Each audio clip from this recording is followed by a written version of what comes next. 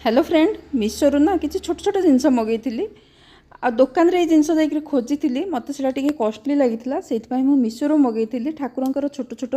भोग लगाइए पितल गिना जोटा कि मत माने कॉइन कटिकी भी मत 150-153 रुपीज छटा गिना पड़ता बहुत सुंदर होती छोट छोट साइज कि क्यूट होती आपण मैंने भोग भी लगे पारे ठाकुर को ना तो मुझे जहाँ कम मगेची से कम भी करें। आउ सेकेंड है गोटे बटल क्लीन करिया ब्रश मगैली जोटा कि आम बटल तो क्लीन करते किंतु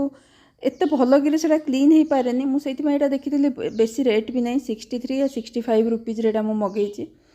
आउ क्लीन करी आपण को देखा केमती हुए बटल साइड रे ना सेटा आपण जिते सफा करूँ टे भल कि सफा हुए ये ब्रशटा जो अच्छी सिलिकन अच्छी सेपट ब्रश